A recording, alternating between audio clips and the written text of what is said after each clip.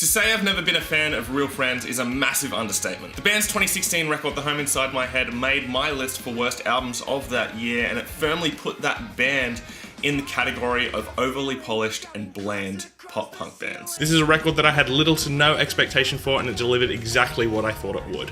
What it delivered was subpar, boring pop-punk that really didn't go anywhere and had me questioning why they wrote it in the first place. Really felt like no effort was put in. But today we're here to talk about the band's latest effort, Composure, a record that pulls them firmly out of that category and is going to be a welcome surprise for fans of the genre. I definitely went into Composure with low expectations, and this record really surprised me. In the 2 years since Real Friends released a record, they've grown a lot as songwriters, and it's obvious that they just wanted to write 10 straight up pop-punk bangers for this record, and for the most part, they succeed. And the first thing that really hit me when listening to this record was just how much more passion comes across in the performances. And for me, this is most evident in the vocal performance. Vocalist Dan Lambton has grown a lot, and he sings a lot more viscerally. There isn't this obsession with overly clean performances, and Lambton instead decides to use grit, and that rawness adds a lot of weight to his performance. And the opening track, Me First, sets the mood for this record perfectly. It's easily one of the best tracks found on Composure, and really shows off how joyful pop punk can be when it's done to a high standard. Everything comes together on this track to create a really enjoyable listening experience that continues on throughout the rest of the record. The good intentions from Me First continues throughout the majority of the first half of this record, with Stand Steady and From the Outside continuing to have those massive choruses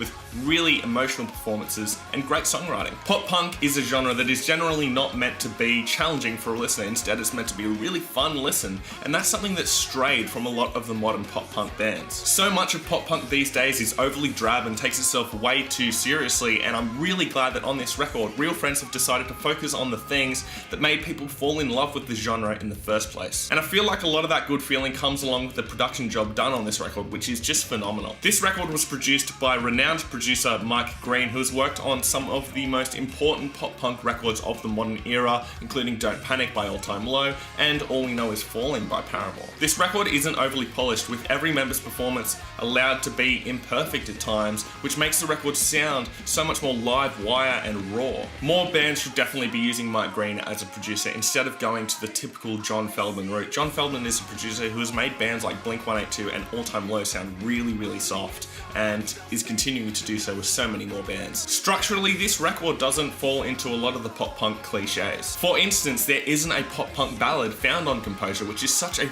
breath of fresh air compared to so many of the modern pop-punk records. Yes, I'm looking at you, As It Is and Mayday Parade. But of course, there are softer moments to be found on this record. Smiling on the Surface and Unconditional Love take a moment to bring this record down a little bit before launching into massive choruses. Those big choruses contrast so well with the softer verses. I really love the way the clean guitars have been recorded on these tracks. It creates a great atmosphere which allows the band to start the songs off on an emotional basis before the chorus's eventual payoff. Now, while I have been very positive about this record, I must stress this is not one of the standout releases of 2018. It's definitely not a record that's going to find itself inside my top 20 of the year, but it's a really enjoyable listen, and for a pop-punk scene that has been so bare for so long, this is definitely a shining light. Real Friends have returned with a really well-written pop-punk record that is easily their best to date. It's really nice to have a band who you've been very critical of in the past come back and impress you with something new. For fans of pop-punk, Composure is a record that you are really going to enjoy, and for critics of Real Friends, trust me, I've been there right with you. But